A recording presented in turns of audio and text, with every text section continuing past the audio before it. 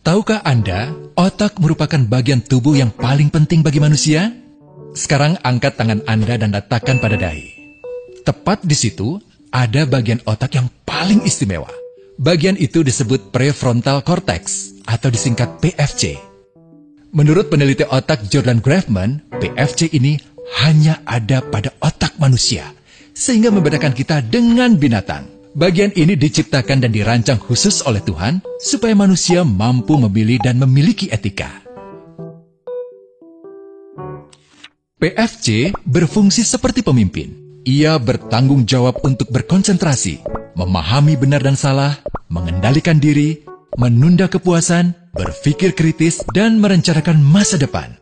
PFC adalah pusat pertimbangan dan pengambilan keputusan. PFC inilah yang membentuk kepribadian dan perilaku sosial.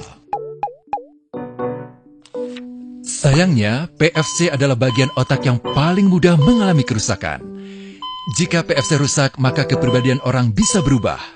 Rusaknya PFC bisa disebabkan oleh benturan fisik, bisa juga oleh zat kimia, seperti narkotika, psikotropika, dan zat adiktif atau nafsa.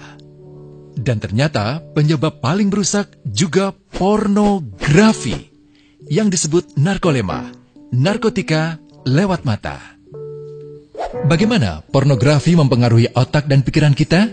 Adi, remaja 12 tahun, melihat gambar di TV yang menjurus ke porno. Awalnya, ia merasa kaget dan jijik. Ini karena sistem limbik di otak Adi menjadi aktif. Sistem limbik mengatur emosi juga keinginan makan, minum, dan berhubungan seksual. Sistem limbik ini kemudian mengaktifkan zat kimia otak bernama dopamin. Dopamin memberi rasa senang, penasaran, sekaligus kecanduan. Zat ini juga aktif jika orang mengkonsumsi nafsa. Oleh karena itu, sifat candu pornografi sama dengan sifat candu nafsa. Otak akan mengingat apa yang membuat Adi senang dan bagaimana ia memperolehnya. Jika Adi mendapatkan pembinaan akhlak, etika yang baik, dan patuh pada norma sosial, dorongan melihat pornografi, meskipun menyenangkan, akan ia abaikan. Namun karena hal itu tidak ada pada diri Adi, ketika ia sedang merasa bosan dan ingin mencari kesenangan, otak akan mendorongnya agar melihat pornografi lagi. Namun lama-lama, Adi bosan melihat jenis gambar yang sama, dan butuh yang lebih porno untuk memicu rasa senang. Sekarang, dengan internet, pornografi menjadi jauh lebih mudah didapat. Pertama, Adi membuka internet dan tidak sengaja melihat gambar yang menjurus ke porno.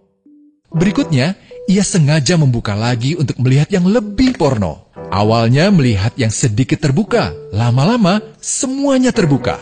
Awalnya melihat 1 menit, lama-lama 1 jam. Adi mengalami kecanduan pornografi. Bagaimana kerusakan PFC akibat kecanduan pornografi? Secara alamiah, dopamin dialirkan dari sistem limbik ke PFC. Orang yang kecanduan pornografi akan mengalirkan dopamin secara berlebihan sehingga membanjiri PFC.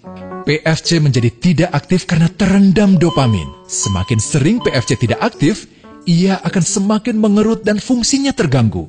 Sistem limbik justru akan berkembang semakin besar karena terus mengaktifkan dopamin, sehingga Adi cenderung untuk terus mencari kesenangan tanpa takut atas akibatnya.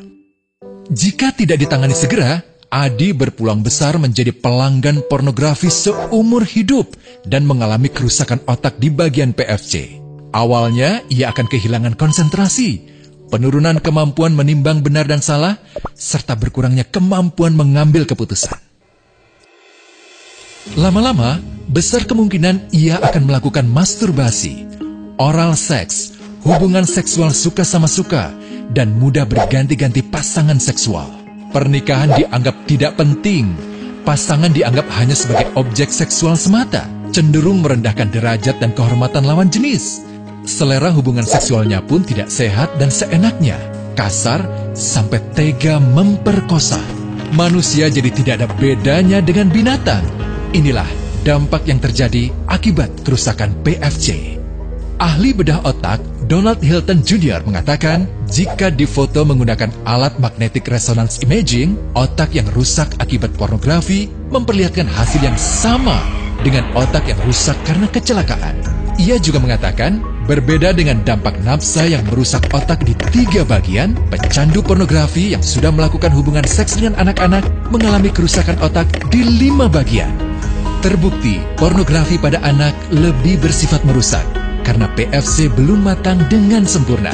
Tapi untungnya, otak anak yang belum sempurna ini masih mudah dibentuk. Pengaruh pornografi bisa lebih mudah dihilangkan asal ada usaha untuk memulihkan dengan sabar, terutama oleh ayah ibu, keluarga, dan orang terdekat. Pelajari bagaimana mencegah dan menangani anak yang terkena pornografi. Mari lindungi generasi kita dari bencana pornografi dan kejahatan seksual.